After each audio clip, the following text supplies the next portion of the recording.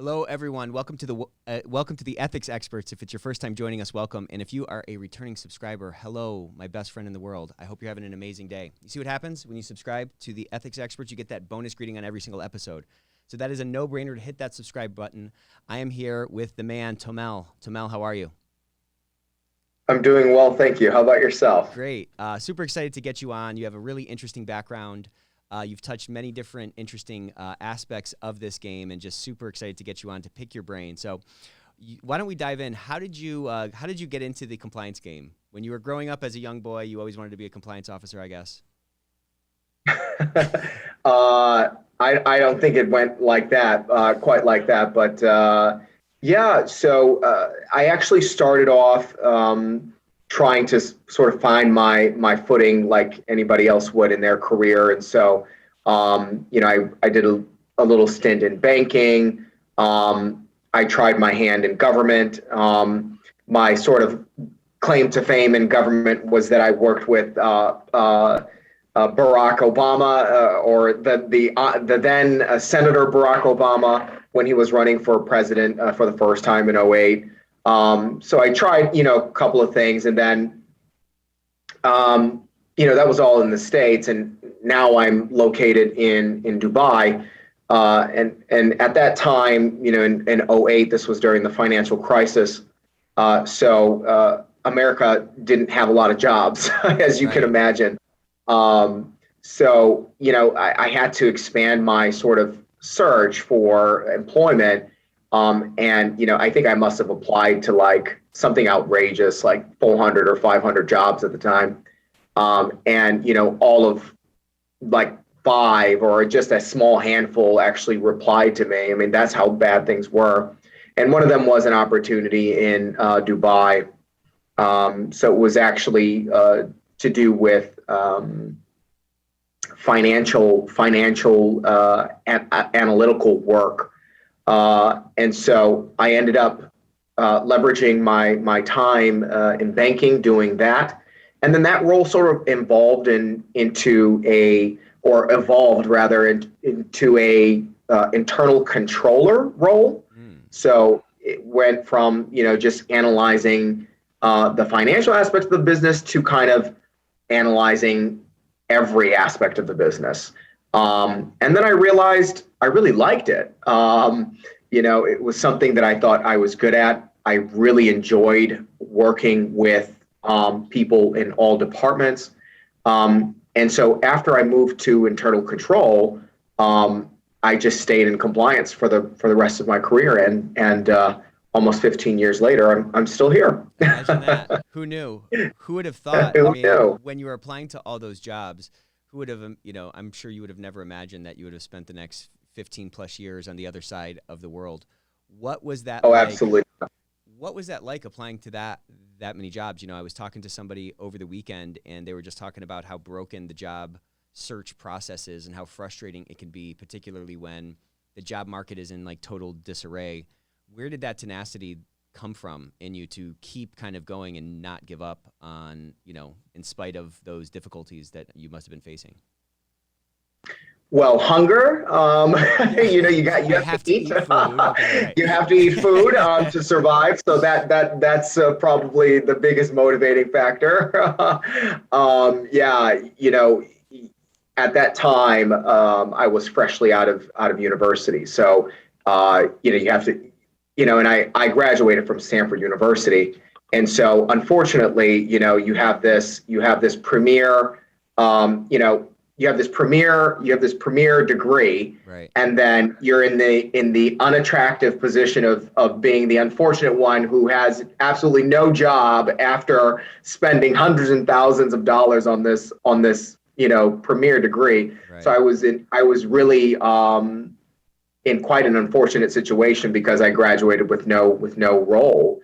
And so there was at the time I remember feeling a great deal of shame, personal shame. How could I go to Stanford and then be unemployed? But you just keep at it, and that's what I did. And this role popped up, and I figured I had no personal connection to the Middle East prior to that. I'm from Chicago, born and raised, so I had never traveled to Dubai. And this is '08, so this is coming off the back of the Bush years and the Iraq Right. War and the axis of evil, and Iran is 80 miles from Dubai. So I was certainly extremely afraid. I won't kid you. Because I packed 2 suitcases. I hopped on a plane that took 16 hours to get there, and then I showed up all by myself in the middle of the desert and God knows where. And yes, so this is a long-winded way of saying no. I would have never imagined myself 14 years later being here, but it's proven to be a really incredibly vibrant place, and particularly in the compliance space as well. What preconceptions or misconceptions did you have about Dubai prior to going there and living there? What was something that was really surprising about that part of the world that really kind of took you off guard? So I don't know if this is a good or bad thing, but I didn't have any conception of this place because, frankly, I hadn't even heard of it prior to that. And I studied international relations at Stanford, so we were learning about remote places like Tatarstan in Russia. Really random regions, and exploring the cultural and socioeconomic implications of the regimes there. And so I had thought I had a pretty solid understanding of the international order, but for whatever reason I had never heard of Dubai, so I had no perception of what to expect. And so I just came here open-minded and just kind of landed and said, okay, let's figure this out, and worst case scenarios, if I don't like it, I'll head back home. Yeah. And then I never did.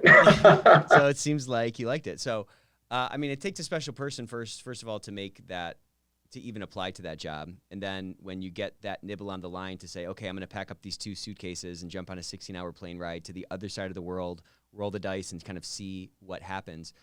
It may have been a mix of both, but where does that sense of like adventure come from in you? I mean, that's a massive adventure that you embarked on.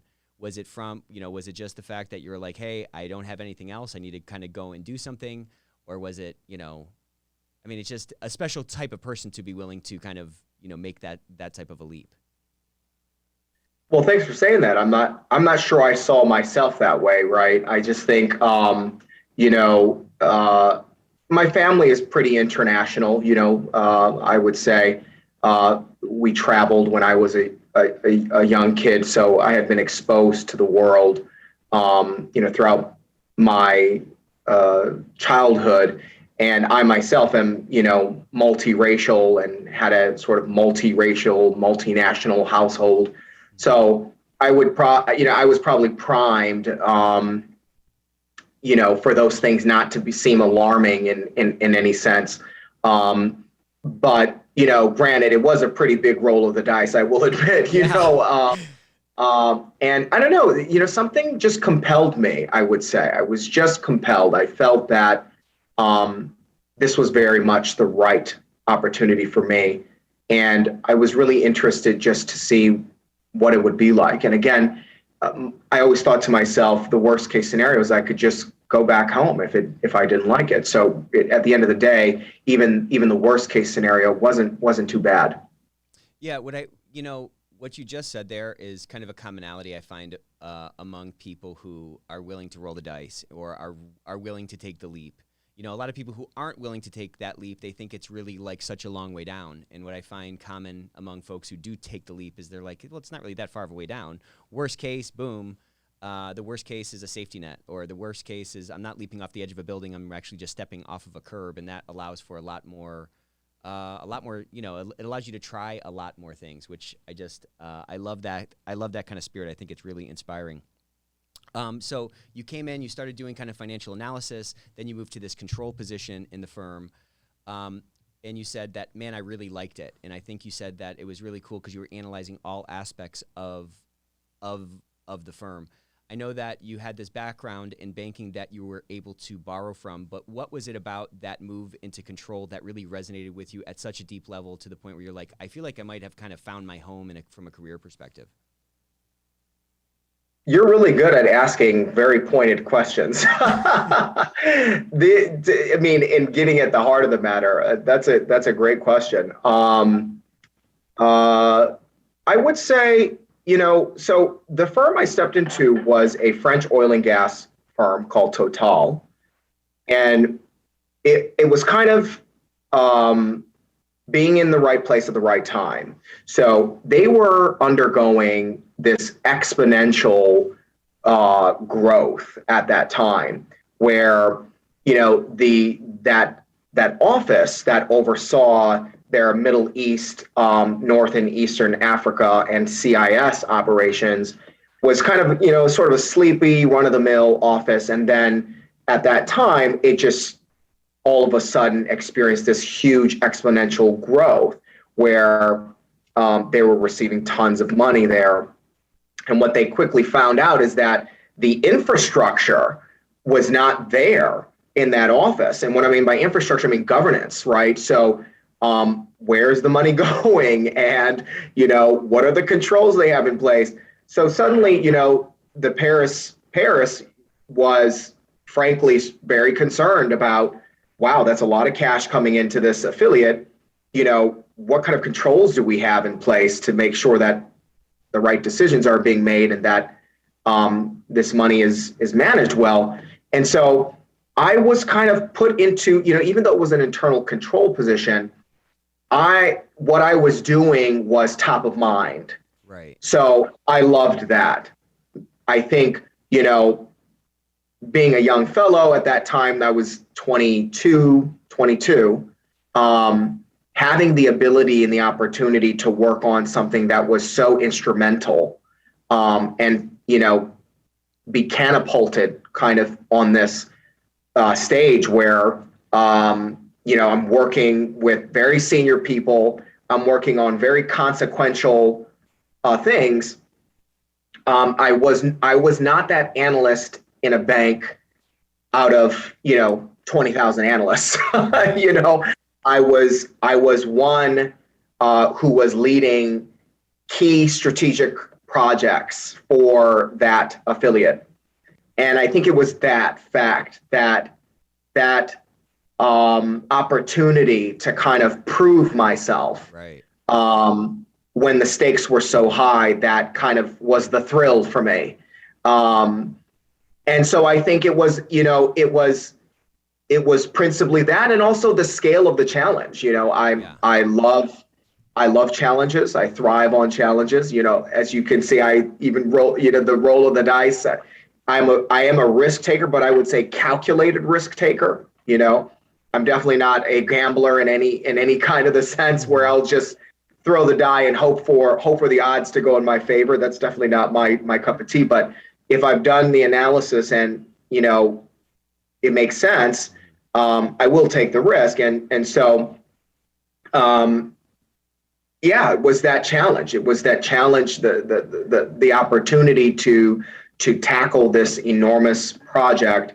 And then I would say the last piece of this was, I was very fortunate to have a management that actually gave me that opportunity, because it's very rare, right, that any company of any stature will give a little brat, a 23-year-old brat, any opportunity to do anything of consequence other than some Excel worksheets. Staple these papers. Punch some holes in these papers. Right. Exactly. Go file these and sweep up the front entrance or something. So they were super incredible management that said, okay, well, here's a guy who looks pretty switched on. Let's give him a chance. And so they supported me, right? They put me in trainings. They encouraged me. They gave me the platform. They believed in me. And so I was just very, very, very fortunate. And so I'm still in touch with many of those management from that period because it's, of course, something I'll never forget. And yeah, it was a great time. So this is going to be kind of a weird question, but as I'm kind of reflecting on that story, you just told, you kind of framed it out as being at the right place at the right time. And that was obviously a piece of the puzzle, right company, right kind of support system, but also kind of the right experience. As that whole thing kind of set your career on a trajectory, how much of like who you've become was driven by like the actual tacit experience that you had versus like you just believing in yourself and recognizing like, okay, wow, I can do this. Because I remember when I was like, 23, I mean, I probably still have imposter syndrome like daily, you know what I'm saying? But like you this pitch kind of came across the plate and you presumably kind of crushed it. Granted you had the batting coaches and all that other stuff, but those seeds of confidence that get laid as a foundation in our careers end up really, I think, influencing the arc of our career. So as you kind of deconstruct where you're at now, how would you attribute, where you're at now to kind of those two pieces, the actual experience and like just the confidence or the confirmation that like you could do it in this complex environment? Yeah, another great question. I see why you do this. Yeah, this is great. No, so I think nothing is possible for anybody if they don't believe in themselves, right? I think the departure point is self-belief. You have to, even if the faith in yourself is the size of a mustard seed, you have to have it. Mm-hmm. Somewhere in yourself, you have to believe that you can do it. And then it's trial and error after that, right? You never know if you're going to make it. No one knows, right?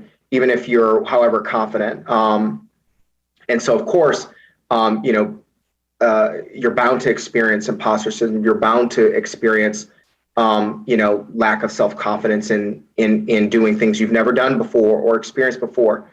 Especially, for me, given that I had never lived outside of America. I was in a completely foreign environment. I'm working with nationalities and people that have nothing to do with anything I grew up with. Right. Or had any sort of familiarity with. But what I saw was that I had to prove myself to myself.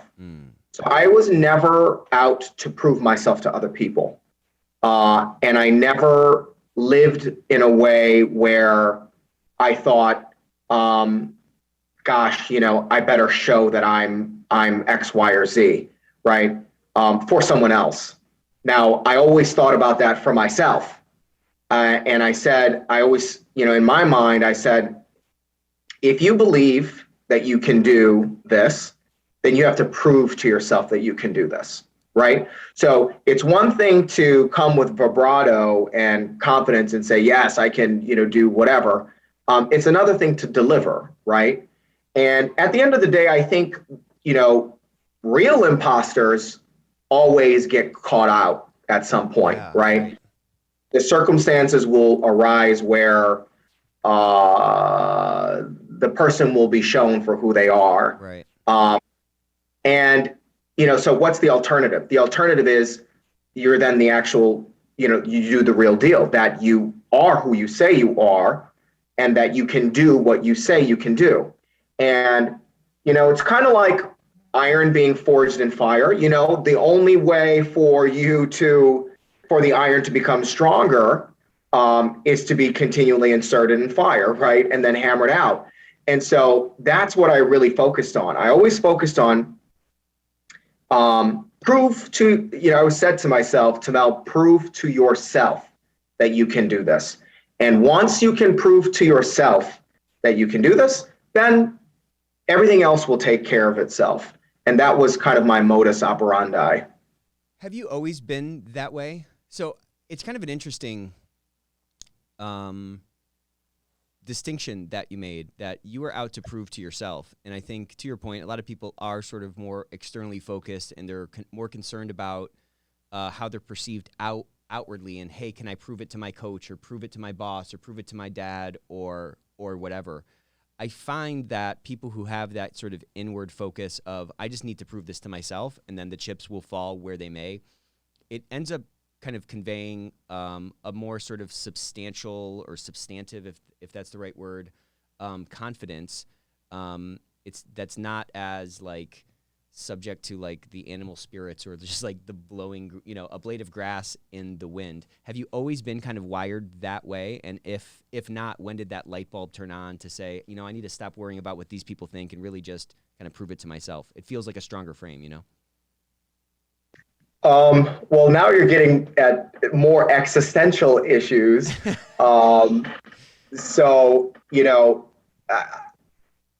yes, I've been, inclined that way because of my spiritual sort of exposure and my spiritual sort of consciousness. So, I am, I'm a Buddhist. So that kind of thinking and introspection is intrinsic in Buddhist philosophy. Interesting. But at the same time, I'm human being, so I'm subject to the same, forces that everybody else is. And, the greatest introspection doesn't mean that you don't have the same doubts and all those things that happen to every other person.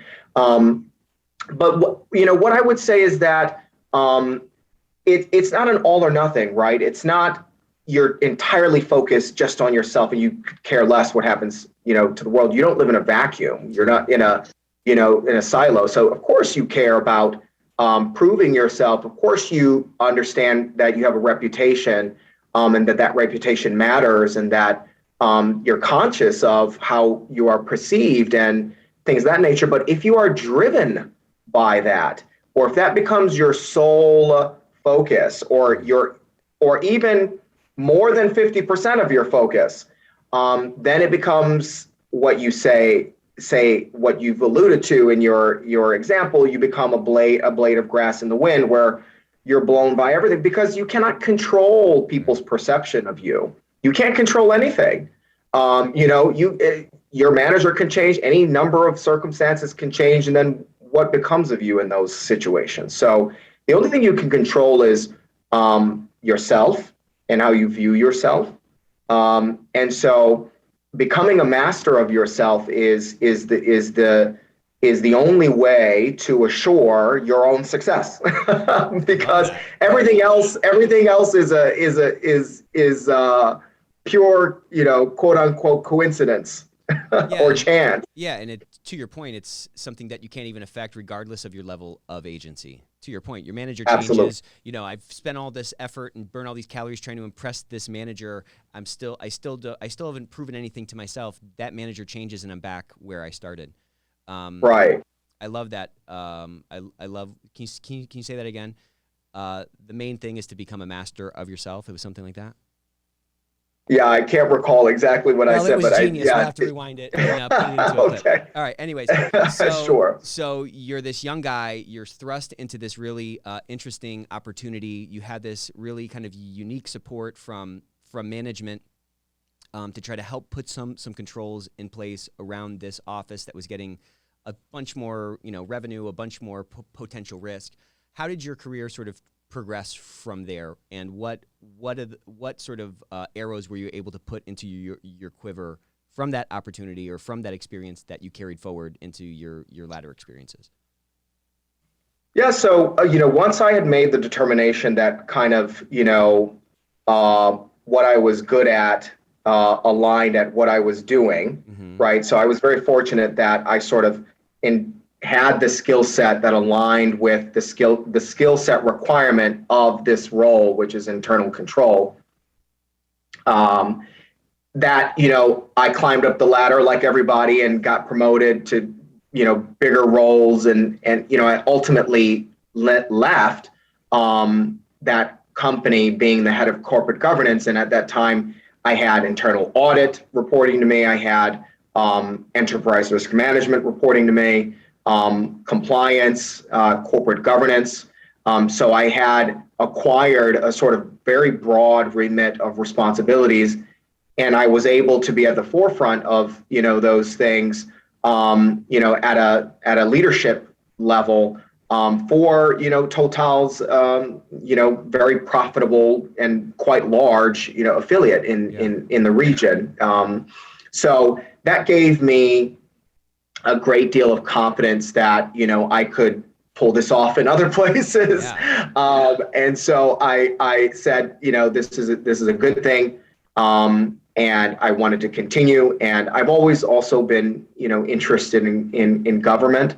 So I decided that if I wasn't going to go back into government in the States, I would at least try to do government here. So that was the reasoning behind my subsequent move to Emirates National Oil Company, which is a state-owned enterprise. And that in of itself is sort of a long story about Bill Finger's journey with the DPA. But I was the regional compliance manager for MENAT, and I was the first one ever in the country in the company's 50-year history to be deployed there in the region. And of course, I was there under the monitorship, in the DPA, in the throes of it, at the height of its DPA. And it actually was an EDPA, it was an extended DPA. So I joined during the extension of the DPA because Bill Finger was not able to get out of the initial 3-year DPA.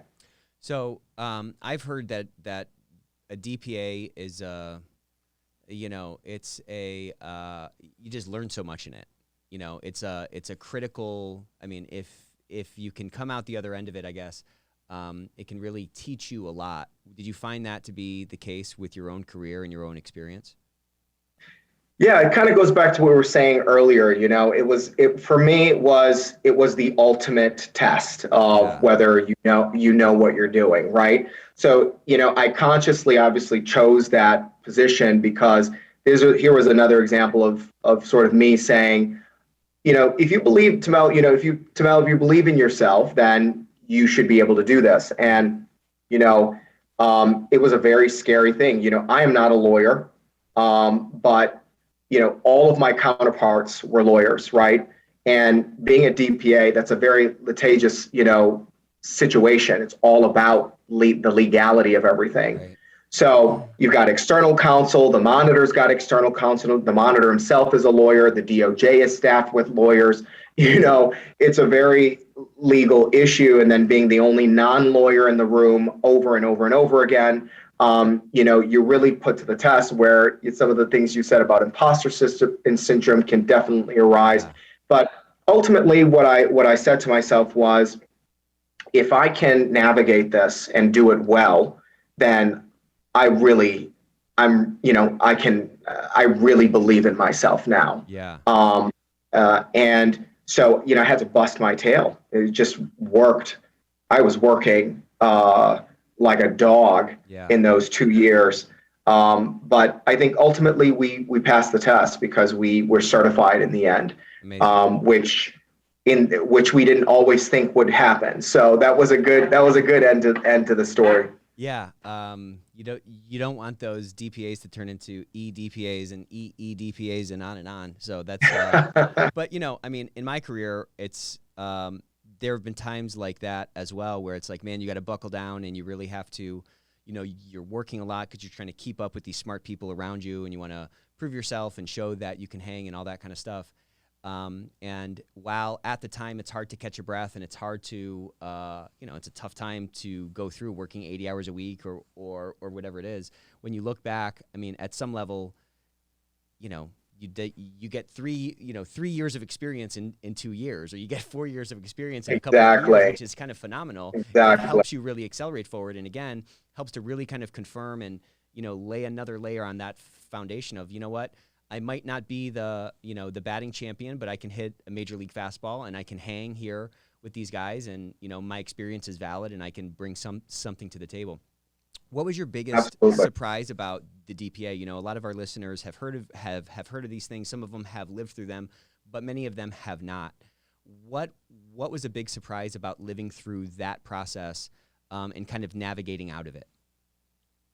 So, the amount of scrutiny and attention to detail is at a whole different scale, right? Because what you're doing becomes part of a record which supports either the release of the DPA or the continuation of the DPA, right? So everything you're doing is on record, and especially as an American, even when you're giving testimony in with monitor interviews, that testimony, you can be perjured if you lie or misrepresent, right? So it's a very, very serious situation, and it's nothing to play with. So I always encourage compliance professionals who are serious about a career in compliance that a DPA is an absolute must, because that's like the boxer finally stepping into the boxing ring. You can punch a bag and spar all you want, but until you're in that ring with the opponent, getting punched in the face and trying to knock the other guy out, you're just never going to be a real boxer. So it is the boxing championship of the compliance world, and if you want to prove your chaps, then you have to pass through that kind of situation for all of the things that I mentioned. And that was what was most surprising to me, is when you'd be in a room talking about your compliance program, and there are 25 people in the room and 24 of them are lawyers, and they're all recording what you did, what you said you did, at what time, and then they want evidence that you did what you said you did. And this includes, then you multiply that by this country, that country, this issue, that issue, and then you're talking about many, many issues that you have to all keep in your head. You have to all be clear, extremely clear about what did and did not transpire, who did and did not do certain things. And, the last thing you want to do is lose your credibility in an environment like that as a compliance professional, because if you misrepresent or or just lie or any other erroneous thing, then there are serious consequences for you. Yeah, I mean, it's kind of a I don't know, it's like a totally high pressure. You can't get out over your skis. You can't be shooting from the hip. You have to be very measured in your words, I imagine. You have to be very dialed in on what you're talking about and stuff like that. It's did you see anybody kind of crack underneath that pressure? No comment. I'll assume that's a yes. Okay. I believe the fifth. There's an offline story we can hear about that, but man, I'm just picturing it. I mean, what a high stakes situation, that analogy about it being a fight is great. And yeah, at some level, we're just in the dojo and we're practicing these moves, but until you take it to the street, you don't know if the moves really work or not. And DPA lets you test if those moves work. So you did that for a couple of years. You got about 10 years of experience in two, and then you moved on to where? So now I'm at the group head of compliance, of ethics and compliance for Careem, which is a super app, which basically is a fancy term that we use to say that you can do many, many things. You can avail many services in one single app, and we are a wholly owned subsidiary of the Uber group. So Uber acquired Careem for $3.1 billion in January of 2020, and that was a real exciting time because I was brought on board right before that acquisition to oversee the compliance related to that acquisition. And then to subsequently, build the compliance program and then manage it. So were you working with the acquirer's lawyers to do, were they doing a bunch of compliance diligence prior to the acquisition? And what was that whole process like? I imagine you had to get up to speed very quickly if you were brought in right before the transaction. Yeah, so I didn't come in at that phase. I came in once the asset purchase agreement, the APA, was actually signed. Oh, cool. So. So what happens? Diligence was done already. Right, exactly. Yeah. So what I did and what I was focused on was something very cool. Is whenever there's a transaction of that scale, you're talking about billions of dollars. An APA sets forth certain compliance commitments that the acquiree company has to undertake. Mm-hmm. So the acquiring company, so Uber in this case, wants to ensure that whatever they're purchasing remains what they thought they were purchasing Right. when the deal closes, 7 or 8 months later, right? They don't want to buy one thing and then 8 months later it ends up being, something completely different because of whatever, transpired. And then at the same time, they also want to ensure that the risks that a non-US company, sort of has innately due to its sort of intrinsic operations, do not present any existential legal issues for them once they are one entity. So it's twofold. It's one, ensuring that the company is maintaining certain postures so that its evaluation stays consistent with the initial evaluation, and then the secondary component is bringing the company up to the regulatory standard of a U.S. Corporation, which definitely is more stringent than any foreign company. Yeah. So there was some heavy lifting, presumably, to make that to raise that up to that level. What were some of the biggest challenges or the biggest learnings or the things that are really kind of imprinted on your mind from a toolbox perspective? From a learnings perspective, after having gone through that process? Well, I would just say, it's always good to have great counsel. It's always good to have lawyers in the room. Yeah.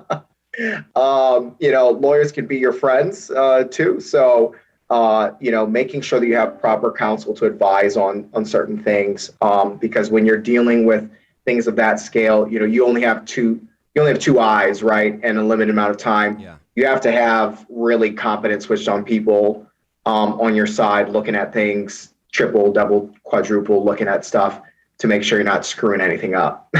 That's good. That's always good advice. Get a good lawyer.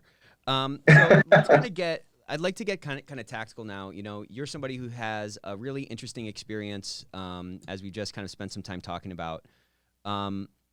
When you think over your career, who has been your kind of greatest mentor, and what were the learnings that you took from them that you still carry forward today, that you still share with other folks? Wow. So I think probably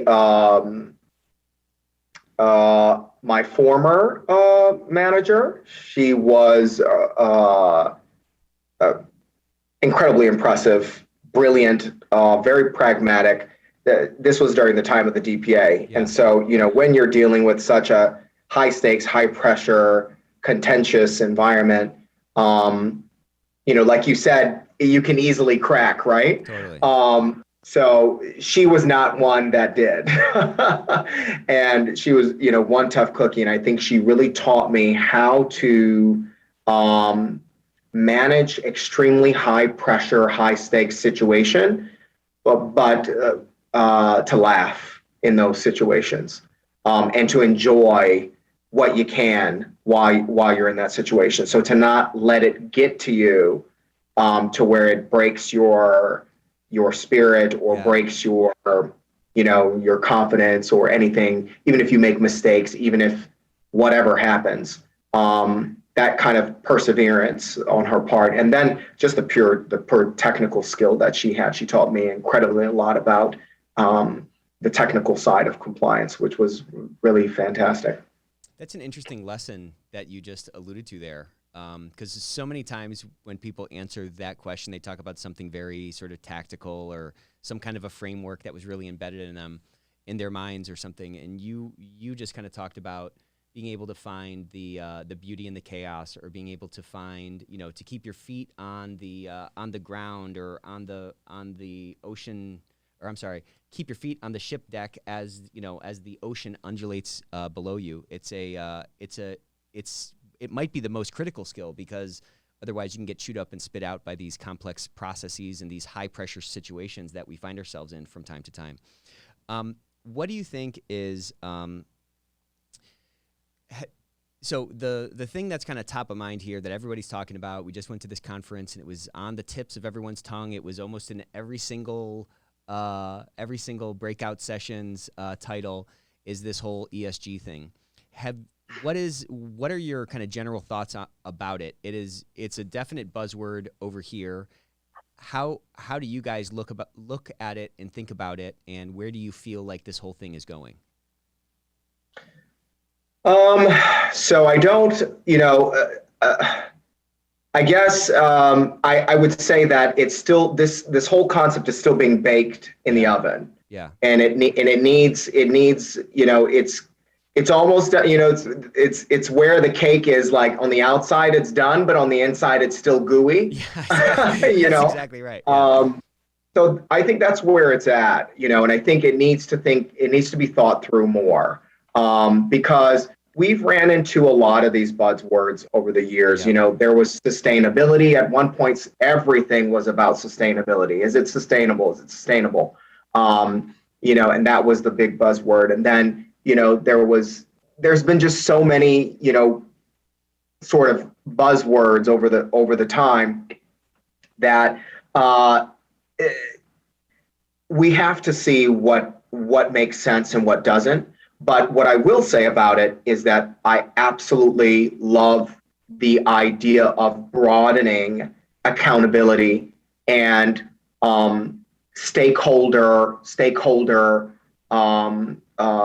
acknowledgement. So, understanding that there are various stakeholders beyond sort of this legal framework, which is what compliance normally gets lodged into. Understanding there are various components that contribute to, ethics, accountability, integrity, and also just doing the right thing by communities, by the various stakeholders. I think that kind of thinking, broadening the thinking, has been hugely helpful. Who should be behind that? Yeah. Who should spearhead that? Who's best placed to do that? I think all those things still need to be thought through and figured out. So yeah, by and large, I agree with it, but I think it needs to be teased out still. Yeah, it's an interesting debate actually going on, and it seems to be kind of falling in kind of two different sides. One says, this should not be compliances to own, and the other side says this is a great opportunity for compliance to elevate to this more sort of strategic position, more power in the organization. There's so many ESG things, so to speak, that are already in the mix. We just need to sort of draw a circle around those things to kind of get started. Where do you think it's going to shake out? Do you think a new group will emerge that might subsume compliance, or do you think it might end up getting tucked up underneath compliance, or do you think it's too early to tell? Well, I'm not a fortune teller, so I don't really know where it's going to go. But I guess I'll give my 2 cents on what I think about it in general. I am absolutely for leveraging compliance's hierarchical and strategic authority within a company to expand into other areas that benefit more stakeholders. So I understand traditionalists' view about compliance being second line of defense. It needs to stick there. It's this purely legal matter. But simply building a department on enforcement avoidance, I think, limits the capacity and capability of the individuals within compliance. And we have such a unique purview, within companies. And in terms of the governance, we already have that visibility and authority and independence, which are perfect, platforms to further entrench these more principled, policies and projects. So I think it just needs to be done in a way that is not counterproductive or that takes away from compliance's traditional remit. So what that constellation looks like, I think, is still baking in the oven. But I certainly see the light in expanding compliance with additional remit and tools that further support the company's stated position in its code of conduct, right? Because compliance ultimately even owns the code of conduct. And so if you're stating all these big grandiose values, but you don't actually have programming to support, then, it just becomes sort of smoke and mirrors. So, compliance can step in many of those cases to fill in those gaps. But to what extent, how, who, what, I think still is out. Yeah, and it may end up kind of being a little bit different for each company, and who knows where it'll be in kind of 5 or 10 years. But on that note, if you I know you're not a fortune teller, but if you moonlit as one, or if you could figure, if you have some tea leaves you could look at, it's 10 years down the road from now, it's 2031. How do you think ethics and compliance has sort of changed? How do you think our role within our organizations have changed? And how do you think our impact has sort of shifted from what it is now? So I am writing a book, and I do advocate in this book for compliance's role to be expanded. Amazing. For the reasons that I've kind of cited already. Yeah. So my position, I don't know whether it'll happen or not, but my position is that there is more value within the compliance professionals to extract than is currently being extracted.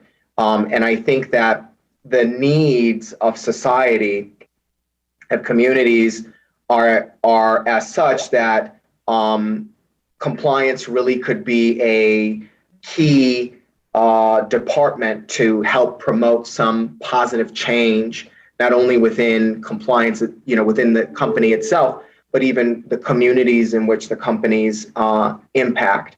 So I'm very much in favor of compliance taking on expanded responsibilities that enable it to really give credence and depth to all the things a company attests to in its code of conduct. And I think the governance structure is set up to support that with the right visibility, with the right hierarchical authority, and access to all of the necessary powers, be it the CEO, executive committee, or even the board of directors. So I think there's a lot of sense in further empowering compliance professionals with additional tools. Yeah, it feels like we're at a really exciting time. Maybe this industry has always been really exciting. It feels though as if it's more exciting than it's been in the last few years. And the opportunity for us to expand our impact, for us to expand our reach, it feels like it's right within our grasp. Once your book is done, I'd love to have you back on to dive deep on that. That sounds super exciting. So I want to be conscious of time. I'd like, as we wrap up, if you could go back to the young Tomell, go back in time, what advice would you give him? Oh, goodness. What advice would I give the young Tomell? Never give up. Love it. Good. Keep going. Keep one foot in front of the other. So that's right. Tomell, where can people find you? This has been a great conversation. I really was excited to get you on. This surpassed my, thank you so much for having me on. Even high expectations that I implicitly put on you. Where can people find you? Where can they learn more about you and connect with you? LinkedIn is the best. I have my profile there. I don't have any sort of personal websites or anything of that nature, but LinkedIn is the best. All right. Well, thanks so much for joining us on the Ethics Experts. Until next time.